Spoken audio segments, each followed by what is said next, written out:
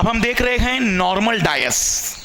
Normal DISE की अगर बात करें तो जो स्टैंडर्ड नहीं वो नॉर्मल है, बट इसे अगर डिफाइन करना हो तो हम डिफाइन करते हैं कि if in the dice sum of adjacent surface, अगर पासे में निकटतम सतहों की संख्याओं का जोड़ 7 है, निकटतम का जोड़ 7 है, एडजेसेंट का सम 7 है, तो हम उसे कहेंगे नॉर्मल डायस। मतलब किसी भी नॉर्मल डायस में या किसी भी डायस में अगर आपको यह लगता है कि 1 6 5, 1 और 6 7 आ गया, हम कहेंगे कि ये नॉर्मल डायस है। या फिर आपको किसी डायस में लग जाए कि मान लीजिए कि यहाँ 5 2 4 है तो 5 और 2 7, हम कहेंगे कि ये भी नॉर्मल डायस है, क्योंकि नजदीक का जोड़ कितना आ रहा है 7। या कहीं पर भी आपको लग जाए 3 4 6, 3 और 4 7, तो हम कहेंगे नॉर्मल डायस है। और अगर मधुकर सर की बात याद रखनी है तो क्या याद रखिए, 1 और 6, 5 और 2, 3 और 4 नजदीक दिख जाए तो डिक्लेयर कर दो कि वो नॉर्मल डायस है। क्यों? क्योंकि स्टैंडर्ड में वो नजदीक हो ही नहीं सकते हैं। तो किसी भी डायग्राम में अगर आपको 1 और 6 की जोड़ी दिख जाए, 5 और 2 की जोड़ी दिख जाए, 3 और 4 की जोड़ी दिख जाए, तो आप उसे नॉर्मल कहेंगे। या एक और चीज हिंदी वालों के लिए अच्छी है, अगर आंखों को जोड़ 7 दिखा, आंखों को जोड़ 7 दिखा तो डिक्लेयर करो कि वो नॉर्मल है, और अगर जोड़ 7 नहीं है तो फिर वो स्टैंडर्ड है। क्या याद रखेंगे आप लोग कि अगर आंखों को जोड़ 7 दिखा तो 7 से सामान्य, नॉर्मल।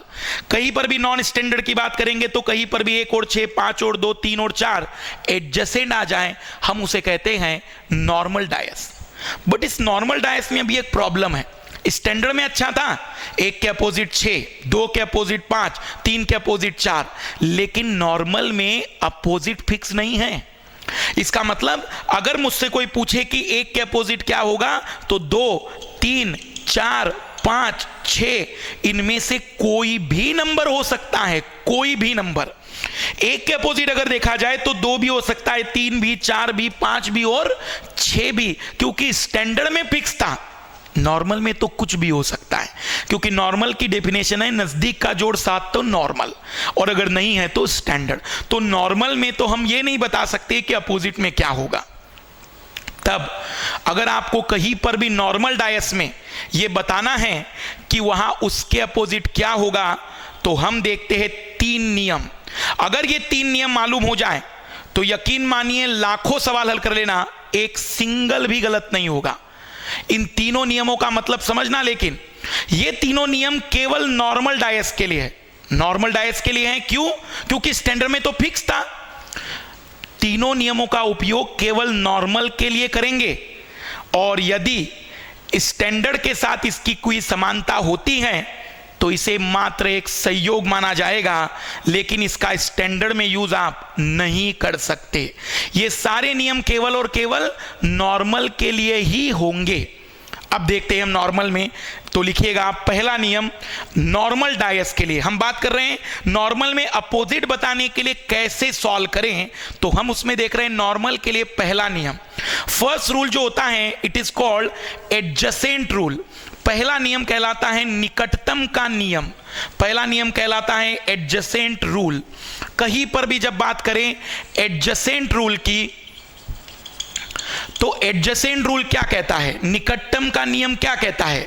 एडजेसेंट रूल कहता है कि जो संख्या निकटतम होगी वह कभी विपरीत नहीं हो सकती। Adjacent number never come on the opposite surface. Adjacent number जो निकटतम होगा वह विपरीत नहीं होता है। आप मुझे एक चीज बताइए कि किसी भी डायस में कोई नंबर जो लिख दिया गया एक बार, मान लीजिए कि यहां पर मैंने 4 लिख दिया है, ये 4 शो किया मैंने, तो मुझे आप बताइए क्या ये 4 अब कहीं और लिखा होगा? नहीं, क्योंकि डायस में एक नंबर का यूज एक ही बार होता है। अब मैं नियम एक्सप्लेन कर रहा हूं फिर से क्वेश्चन के बेस पर कि इसे अप्लाई कैसे करेंगे। सपोज करिए कि हमसे पूछा गया है कि in the diagrams find the opposite of 4। बनाए गए चित्र में 4 के विपरीत कौन सी संख्या होगी? फाइंड द अपोजिट ऑफ 4, 4 के विपरीत कौन सी संख्या होगी? और कुछ इस तरीके के डायग्राम हमें यहां पर दिए गए थे। बट अब मेरी बात ध्यान से सुनना, पहले कुछ बेसिक बातें। एग्जामिनर एक क्वेश्चन में जितने डायग्राम देगा वो एक ही डायस के डिफरेंट फॉर्म होते हैं। तो हो सकता है कुछ एग्जाम में क्या करती है, सवाल को बड़ा करने के लिए जानबूझकर कहेगी नीचे अलग अलग फॉर्म दिए गए हैं एक ही डायस के, एक ही पासे के, तो उससे कोई ध्यान ना देना। टारगेट ये है कि 4 के अपोजिट क्या होगा। हमसे पूछा गया है कि 4 के विपरीत क्या होगा, तो इधर ध्यान देना। हम फिर से यहां पर बात देखते हैं, नियम लगाने से पहले एक बार जरूर चेक करना कि वो नॉर्मल है या नहीं। तो इधर ध्यान दीजिए, 4 और 3 7, हम कहेंगे कि ये नॉर्मल है, नॉन स्टैंडर्ड है, इसलिए यहां नियम लगेगा। और याद रखो फिर से, किसी एक में चेक कर दिया कि नॉर्मल है तो बाकी में चेक करने की जरूरत नहीं है। एक में प्रूफ हो गया कि वो नॉर्मल है तो सभी नॉर्मल के माने जाएंगे। पहला नियम देखना जरा इधर, हमें नहीं पता कि 4 के अपोजिट क्या आएगा, लेकिन हमारा रूल्स कहता है कि जो एडजेसेंट होगा वो तो अपोजिट नहीं होगा। तो 4 के एडजेसेंट 3 है, तो क्या 3 अपोजिट होगा? बिल्कुल भी नहीं। क्या 6 अपोजिट होगा?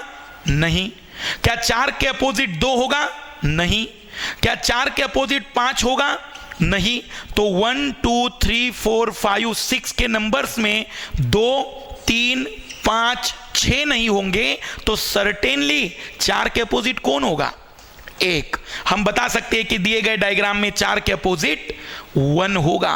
फिर से दोहरा रहा हूं मैं, मुझे नहीं पता कि 4 के अपोजिट क्या होगा, लेकिन 3 और 6 जो नजदीक हैं, 5 और 2 जो नजदीक हैं, ये तो नहीं होंगे। और अगर ये चारों नहीं होंगे, इट मींस 4 के अपोजिट 1 ही होगा। फिर से एक सवाल और देख लेते हैं ताकि और क्लैरिटी आ जाए। मान लीजिए कि हमसे पूछा गया है कि दिए गए डायग्राम में, in the given diagram find the opposite of 6। 6 के अपोजिट हमसे पूछा गया है कि 6 के अपोजिट क्या होगा, और इस टाइप का क्वेश्चन हमें दिया गया है। फिर से हम कहेंगे हमें नहीं पता कि 6 के अपोजिट क्या होगा, लेकिन 6 के अपोजिट ये 1 तो नहीं हो सकता है, ये 5 तो नहीं हो सकता है, 6 के अपोजिट ये 3 तो नहीं हो सकता है, ये 4 तो नहीं हो सकता है, और 1 3 4 5 नहीं होगा, तो एक ही नंबर बच जाएगा 2। हम कहेंगे कि 6 के अपोजिट 2 होगा। और ऐसा ना सोचना कि सवाल केवल नंबर पर ही आएगा।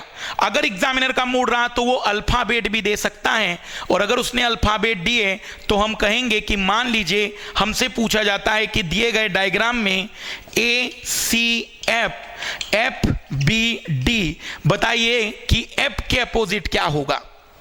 अब यहां चेक ना करना कि स्टैंडर्ड या नॉर्मल है, क्योंकि ये हमेशा ही नॉर्मल माने जाएंगे, नॉन स्टैंडर्ड माने जाएंगे, क्योंकि नॉर्मल और स्टैंडर्ड की लड़ाई तो नंबरों में है। यहां पर तो हम जब भी बात करेंगे तो नॉर्मल, सीधा रूल अप्लाई करना। हम कहेंगे हमें नहीं पता कि F के अपोजिट क्या आएगा, लेकिन A और C तो नहीं आएगा, B और D तो नहीं आएगा, तो ABCD नहीं आएगा, तो F के अपोजिट सर्टेनली क्या आएगा? E।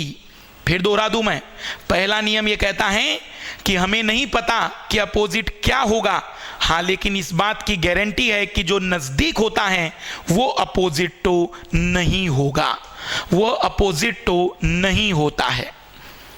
क्लियर है? आगे बढ़े हम दूसरे नियम की तरफ फिर, ठीक है।